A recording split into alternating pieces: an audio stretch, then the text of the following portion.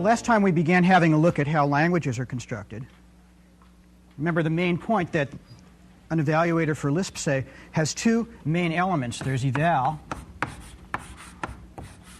and eval's job is to take in an expression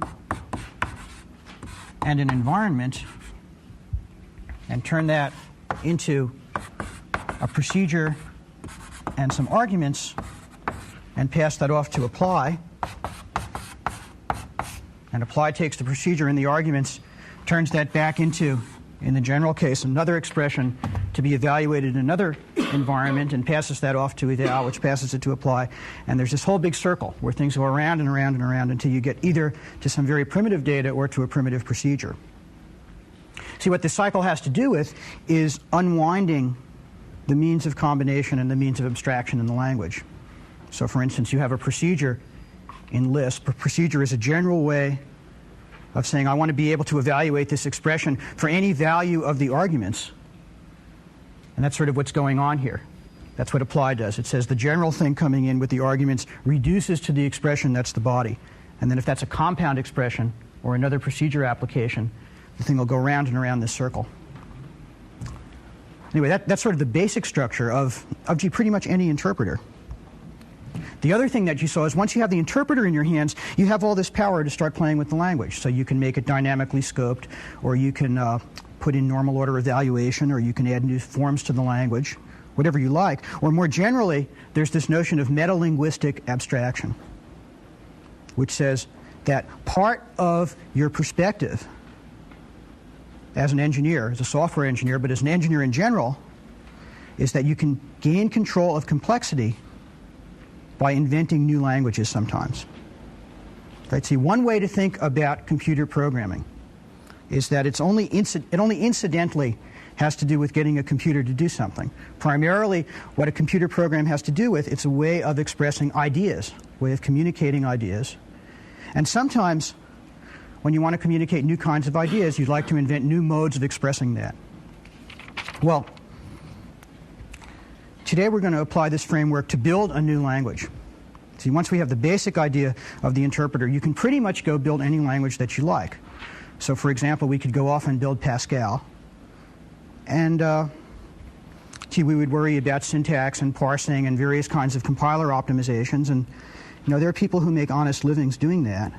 But at the level of abstraction that we're talking, a Pascal interpreter would not look very different at all from what you saw Jerry do last time. Instead of that, we'll spend today building a really different language. Right? A language that encourages you to think about programming not in terms of procedures, but in a really different way. And the lecture today is going to be at two levels simultaneously. On the one hand, I'm going to show you what this language looks like. And on the other hand, I'll show you how it's implemented. And we'll build an implementation in Lisp and see how that works. And you should be drawing lessons on two levels. The first is to realize just how different a language can be. So if you think that the jump from Fortran to Lisp is a big deal, you haven't seen anything yet. And secondly, you'll see that even with such a very different language, which will turn out to not have procedures at all and not talk about functions at all, there'll still be this basic cycle of eval and apply that unwinds the means of combination and the means of abstraction. And then thirdly, as kind of a minor but elegant technical point, you'll see a nice use of streams to avoid backtracking. Okay, well, I said that this language is very different. To explain that, let's go back to the very first idea that we talked about in this course, and that was the idea of the distinction between the declarative knowledge of mathematics, the definition of the square root as a mathematical truth, and the idea that computer science talks about the how-to knowledge. Contrast that definition of square root with a program to compute a square root. That's where we started off.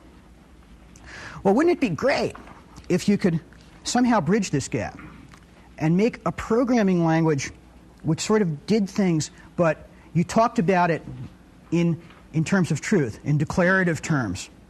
So that would be a programming language in which you specify facts. Right? You tell it what is. You say what is true.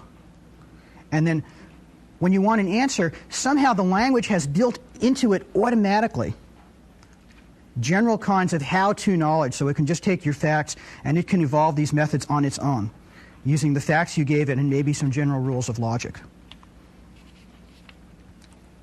So for instance, I might go up to this program and start telling it some things. So I might tell it that the son of Adam is Abel. And I might tell it that the son of Adam is Cain. And I might tell it that the son of Cain is Enoch. And I might tell it that the son of Enoch is Irad. And all through the rest of chapter whatever of Genesis, which ends up ending in Ada, by the way. And this shows the genealogy of Ada from Cain. Well, anyway, once you tell it these facts, you might ask it things. You might go up to your language and say, who's the son of Adam? And you can very easily imagine having a little general purpose search program which would be able to go through and response to that say, oh yeah, there are two answers. The son of Adam is Abel and the son of Adam is Cain. Or you might say, based on the very same facts, who is Cain the son of? And then you can imagine generating another slightly different search program which would be able to go through and check for who is Cain and son of and come up with Adam. Or you might say, what's the relationship between Cain and Enoch? And again, a minor variant on that search program. You could figure out that it said son of. But even here in this very simple example, what you see is that a single fact, like the son of Adam is Cain, can be used to answer different kinds of questions. You can say, who's the Cain the son of, or you can say, who's the son of Adam, or you can say, what's the relation between Adam and Cain? Those are different questions being run by different traditional procedures, all based on the same fact. And that's going to be the essence of the power of this programming style. That one piece of declarative knowledge can be used as the basis for a lot of different kinds of how-to knowledge, as opposed to the kinds of procedures we're writing where you sort of tell it what input you're giving it and what answer you want. So for instance, our square root program can perfectly well answer the question, what's the square root of 144? But in principle, the mathematical definition of square root tells you other things, like it could say, what is 17 the square root of? And that would have to be answered by a different program. Okay. So the mathematical definition, or in general, the facts that you give it are somehow unbiased as to what the question is. Whereas the programs we tend to write, specifically because their how-to knowledge, tend to be looking for a specific answer. So that's going to be one characteristic of what we're talking about. We can go on. We can imagine that we've given our language some sort of facts. Now let's give it some rules of inference. We can say, for instance, if I'll make up some syntax here. If the son of x is y, and I'll put question marks to indicate variables here. If the son of x is y and the son of y is z, then the grandson of x is z.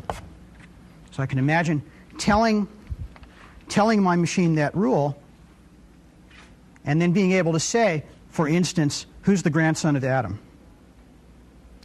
Or who's Irad the grandson of? Or deduce all grandson relationships you possibly can from this information. And you can imagine somehow the language knowing how to do that automatically. Okay, let me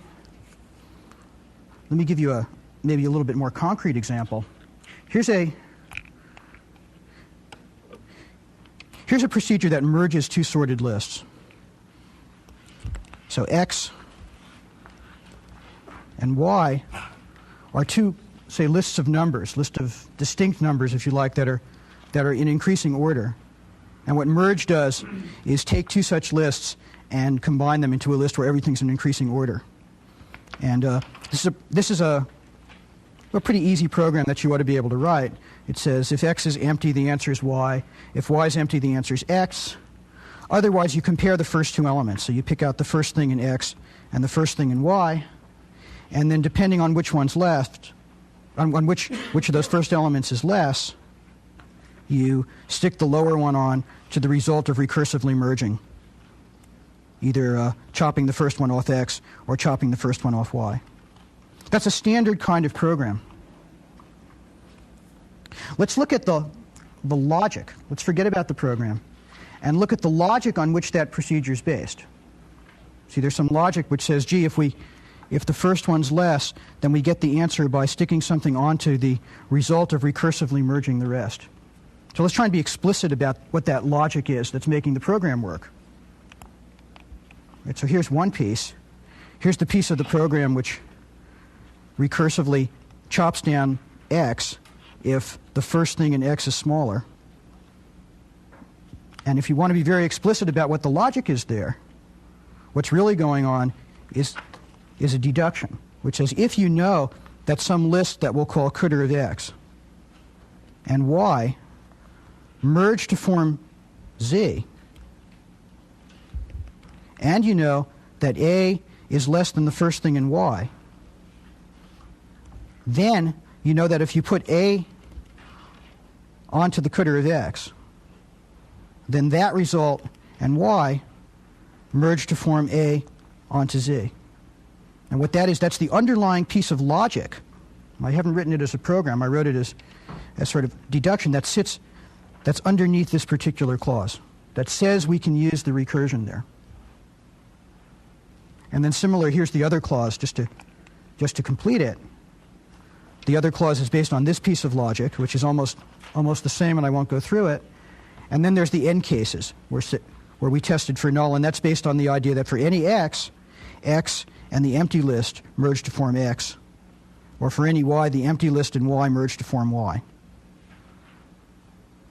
Okay, so there's a piece of procedure and the logic on which it's based. And notice a big difference. The procedure looked like this. It said there was a box, and all the things we've been doing have the characteristic we have boxes and things going in and things going out. There was this box called merge, and in came an X and a Y, and out came an answer. That's the character of the procedure that we wrote. These rules don't look like that. These rules talk about a relation. There's some sort of relation that in those slides I called merge to form. So I said X and Y merge to form Z, and somehow this is a function, right? The answer is a function of X and Y, and here what I have is a relation between three things. And I'm not going to specify which is the input and which is the output. And the reason I want to say that is because in principle we could use exactly those same logic rules to answer a lot of different questions. So we could say, for instance, imagine giving our machine those rules of logic, not the program, the underlying rules of logic. Then it ought to be able to say, we could ask it 137 and 248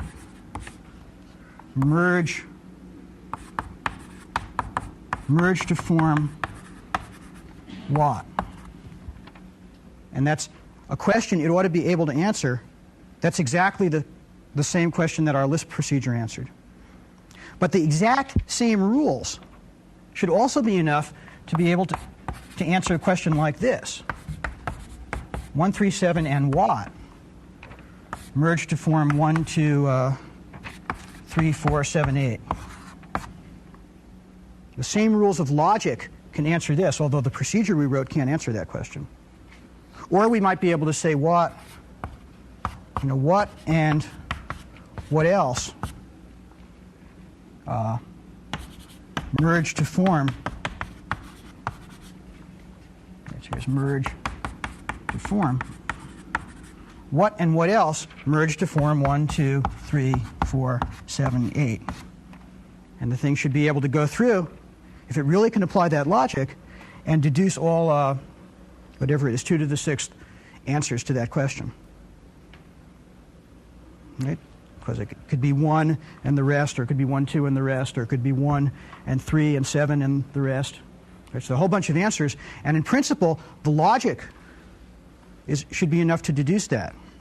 So there are going to be two big differences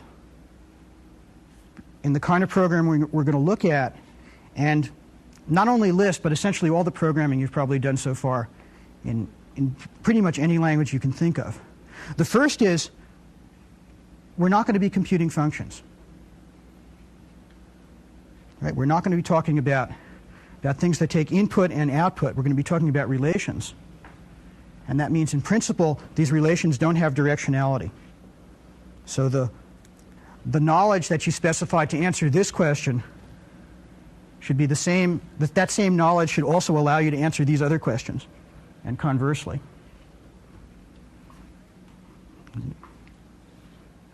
And the second issue is that since we're talking about relations, these relations don't necessarily have one answer. So that third question down there doesn't have a particular answer. It has a whole bunch of answers. Well, that's where we're going. This style of programming, by the way, is called logic programming, for kind of obvious reasons. And people who do logic programming say that they have this little phrase. They say the point of logic programming is that you use logic to express what is true. You use logic to check whether something is true. And you use logic to find out what is true. The best known logic programming language, as you probably know, is called Prolog.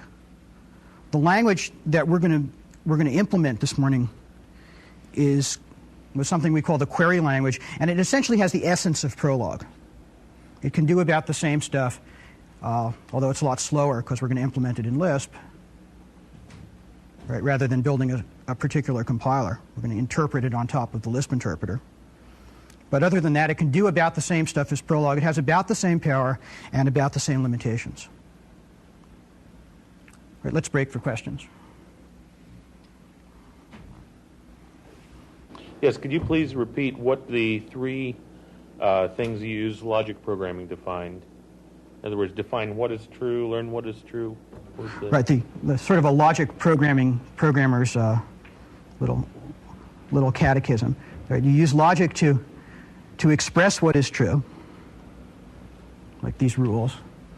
You use logic to check whether something is true, and that's a kind of question I didn't answer here.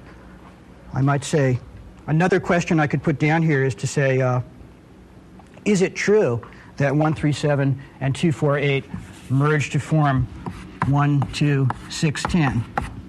And that same logic should be enough to say no. So I use logic to check what is true, and then you also use logic to find out what's true.